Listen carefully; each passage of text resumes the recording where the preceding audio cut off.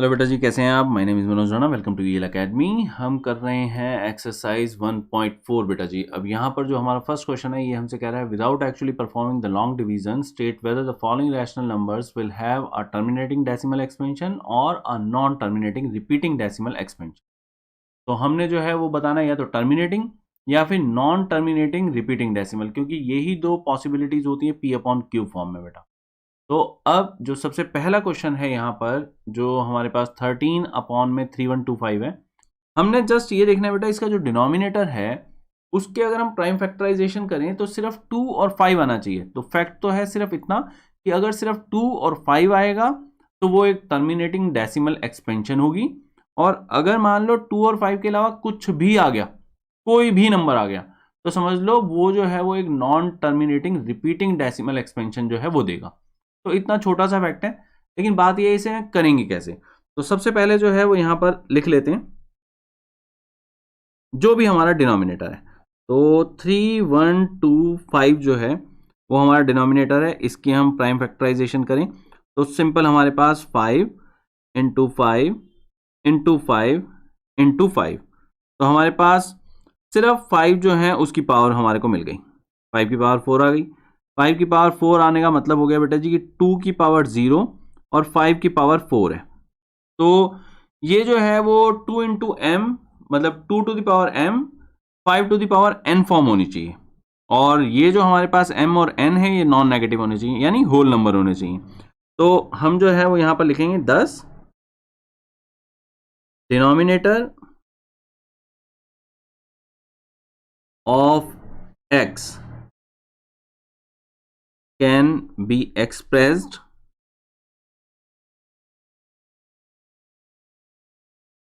in the form 2 to the power m, 5 to the power n for some whole numbers। और ये whole numbers लिखना है या non negative integers लिखना है, ये आपकी मर्जी है। Whole numbers m and n। तो हमारे पास m और n दो ऐसे वहां पर होल नंबर्स हैं जिनमें हम अगर 2 to the power m, 5 to the power n लिखते हैं तो हमारा डिनोमिनेटर जो है वो एक्सप्रेस हो जाता है। Therefore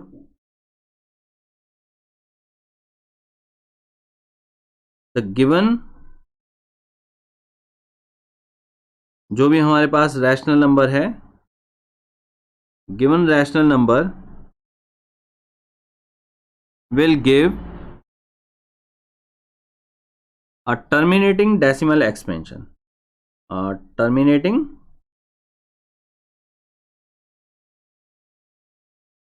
decimal expansion। तो बस ये जो फर्स्ट पार्ट है बेटा जी, इसके अंदर मैं आपको बता रहा हूं कि हाँ किस तरह से हम इसको एक्सप्रेस करेंगे, किस तरह से हम स्टेटमेंट्स देंगे। बाकी जो है जस्ट हम वहां पर करते चले जाएंगे बिना इसको सोचे कि हमने क्या लिखना है। बस इसका आप ध्यान रखेंगे कि जो चेंज आएगा वो चेंज क्या आएगा। चेंज आएगा बेटा कि हम यहाँ पर ये जैसे लिख रहे हैं कि denominator of x can be expressed, तो जहां पर नहीं कर सकते वहां पर आ जाएगा कैन नॉट बी एक्सप्रेस्ड, इतना हो जाएगा।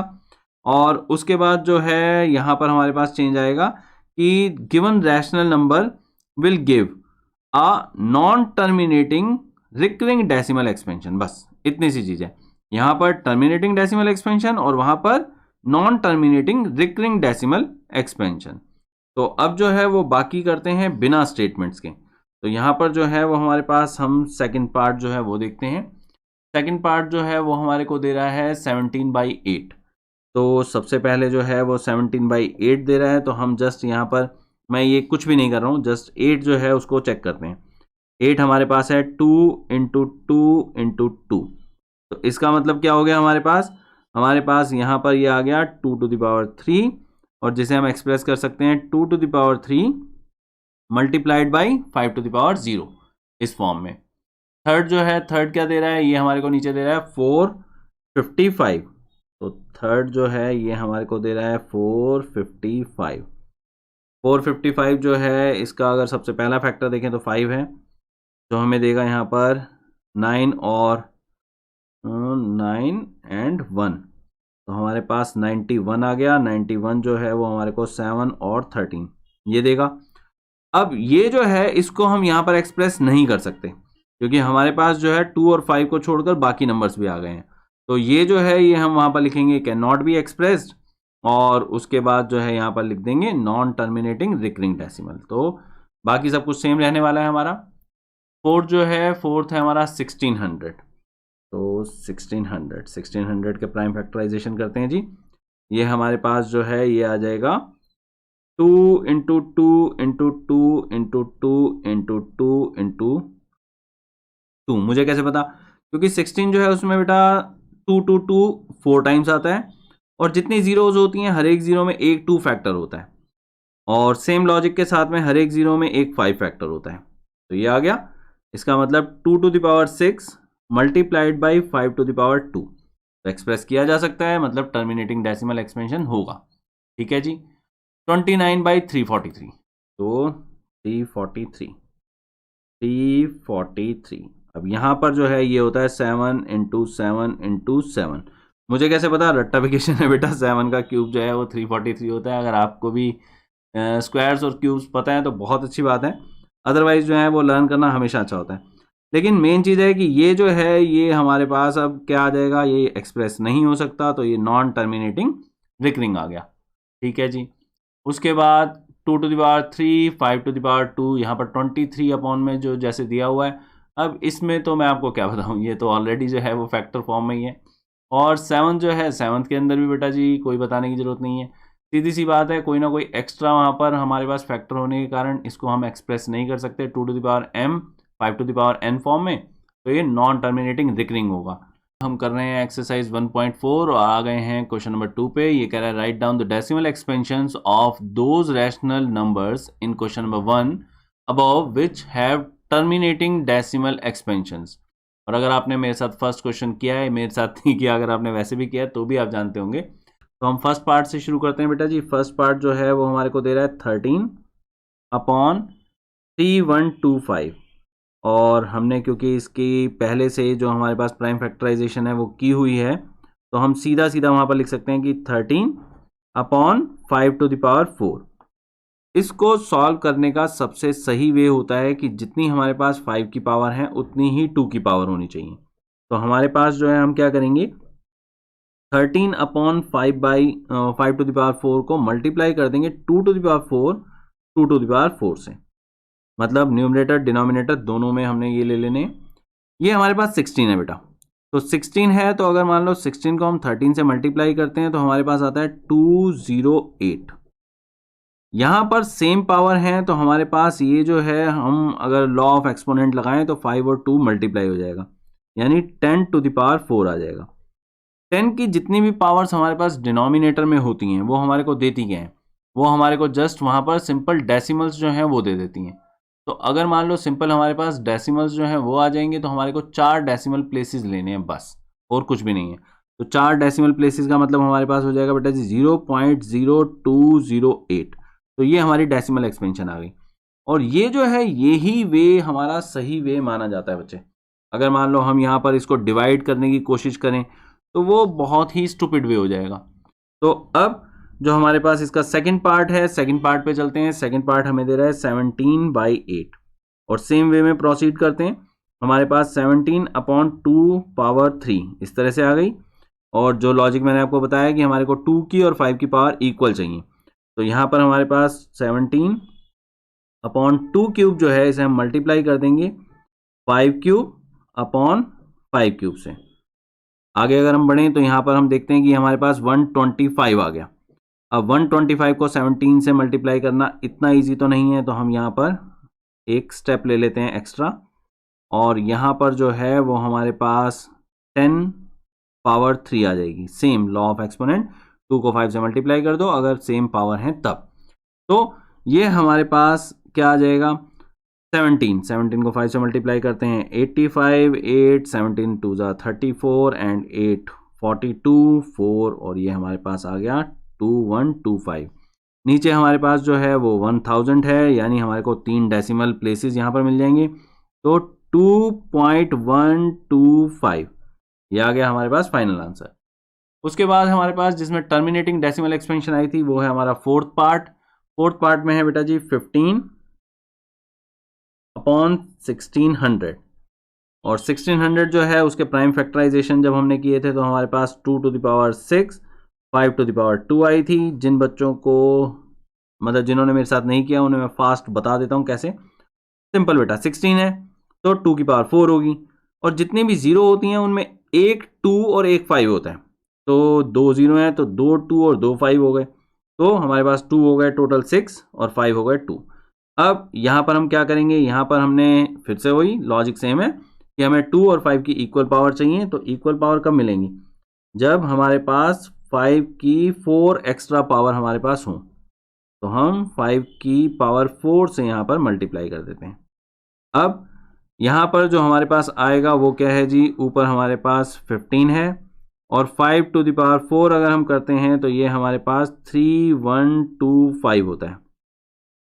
एक स्टेप और ले लो, एक स्टेप और क्या है, 2⁶ ले लो, फिर 5⁶ ले लो, क्योंकि लॉ ऑफ एक्सपोनेंट जो है वो आपको कहता है कि अगर सेम बेस होता है तो यहाँ पर पावर्स ऐड हो जाती हैं। तो 2 और 4 यहाँ पर ऐड होकर 6 दे देंगे आपको।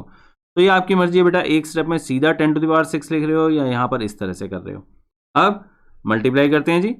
अब मल्टीप्लाई करेंगे तो हमारे पास जो है वो, मैं तो हिंदी में कंफर्टेबल हूँ, मैं हिंदी में करता हूँ। 15×5 = 75, 7 15 दूनी 30, 7 37, 3 18, 1 और यहाँ पर 46 हमारे पास ये आ गया। और यहाँ पर जो है वो 10⁶ आ गई, क्योंकि फिर से वही लॉ ऑफ एक्सपोनेंट, अगर सेम पावर है बेटा जी तो हमारे जो वहाँ पर बेसिस हैं वो आपस में मल्टीप्लाई हो जाते हैं। अब 10⁶ का क्या मतलब है, मतलब हमारे पास 6 डेसिमल प्लेसेस आएंगे। 5 तो नंबर्स हैं तो एक जीरो लेनी होगी, 4 6 8 7 5 ये आ गया। हमारा क्वेश्चन है थर्ड, एक्सरसाइज है 1.4 और यहाँ पर ये कह रहा है the following real numbers have decimal expansions as given below. In each case, decide whether they are rational or not. If they are rational and of the form P upon Q, what can you say about the prime factors of Q? तो ठीक है जी, हमारे सामने जो है वो 3 number हमारे को दिए हुए हैं। सबसे पहला नंबर अगर हम देखें बेटा तो सीधी सी बात है, इसके आगे जो है वो कोई भी डॉट डॉट डॉट जो है वो नहीं लगी हुई है, कोई भी ऊपर बार नहीं है। तो इसका मतलब ये एक टर्मिनेटिंग डेसिमल एक्सपेंशन हमें दिया हुआ है।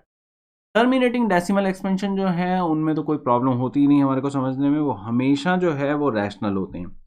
रैशनल दो तरह के होते हैं बेटा, एक जिनमें टर्मिनेटिंग डेसिमल एक्सपेंशन होती है, एक जिनके अंदर नॉन टर्मिनेटिंग डेसिमल एक्सपेंशन होती है लेकिन वो रिपीटिंग होते हैं। तो अगर मान लो हम यहाँ पर फर्स्ट और थर्ड पार्ट देखें तो ये तो हमारे पास सीधे सीधे रैशनल हो गए। जो सेकंड पार्ट है इसमें अगर हम देखें तो रिकरेंस नहीं है, रिपीटिंग पैटर्न नहीं है। पहले ये 120 था, फिर यहाँ 1200 हो गया, फिर यहाँ 12,000 हो गया। तो ये जो है ये रिपीटिंग पैटर्न नहीं माना जाता। ऐसा नहीं है कि ये 12 12 12 बार बार आ रहा है, 0 0 0 बार बार आ रही है तो आपको लगे कि ये रिपीटिंग है, ऐसा नहीं है। पूरा ब्लॉक अगर मान लो बार बार रिपीट हो रहा है जैसे कि इस केस में दिखाया हुआ है, अब इसके अंदर मान लो इसको हम एक्सपेंड करें आगे तो सेम यही वाला ब्लॉक जो है 1 2 3 4 5 6 7 8 9 ये बार बार लिखना होगा हमारे को। तो ये जो है इसे हम रिपीटिंग वहां पर बोलते हैं, लेकिन ये रिपीटिंग नहीं होता। तो ऐसा कोई एक्सपेंशन जो नॉन टर्मिनेटिंग है, हमें कैसे पता, क्योंकि 3 डॉट लगी हुई है। 3 डॉट का सिंपल मतलब होता है कि ये इसी तरीके से आगे प्रोसीड कर रहा है। तो अगर मान लो हमारे पास ये इसी तरह से आगे प्रोसीड कर रहा है और कोई भी ब्लॉक जो है वो रिपीट नहीं होगा, तो ऐसे में ये हमारे पास इररेशनल नंबर हो जाता है। अब वो कह रहा है कि अगर वो रैशनल हो और P अपॉन Q की फॉर्म में हो तब हम Q के बारे में क्या कह सकते हैं। तो बेसिकली हमारे को फर्स्ट और थर्ड पार्ट जो है इसके लिए वहां पर Q के बारे में बताना होगा। तो यहां पर हम क्या कह सकते हैं, मैं आपको यहां पर लिख के भी बता देता हूं बेटा। तो जो फर्स्ट पार्ट में हमने लिखना है, हम लिखेंगे it is a rational number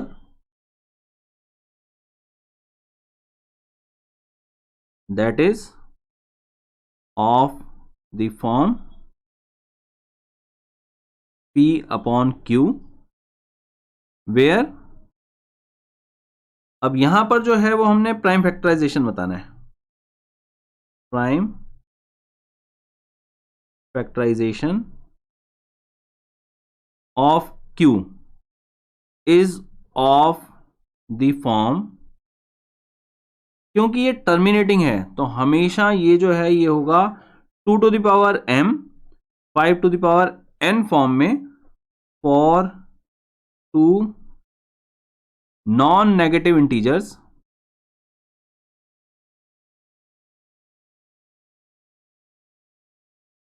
m and n, यानी दो हमारे पास कोई ना कोई नॉन नेगेटिव इंटीजर्स m और n इस तरह से होंगे कि हमारे पास 2 to the power m 5 to the power n ऐसा आ सके कि हम वहां पर q जो है उसको एक्सप्रेस कर सकें। जो हमारे पास थर्ड है इसमें हम यही चीज लिखेंगे बेटा जी, लेकिन यहां पर हम लिखेंगे prime factorization of q is not of the form 2 to the power m 5 to the power n। तो हमने थर्ड में सिर्फ जो चेंज लाना है वो सिर्फ इतना है बेटा जी कि हम यहां तक पूरा लिखने के बाद यहां पर कर देंगे q is not of the form 2 to the power m 5 to the power n, क्योंकि इसमें जो है 2 और 5 को छोड़कर और भी फैक्टर्स होते हैं। तो बस बेटा जी इस एक्सरसाइज के लिए इतना ही, मिलते हैं नेक्स्ट वीडियो में। अगर आपको मेरा मेथड जो है वो पसंद आया हो तो please like share and subscribe.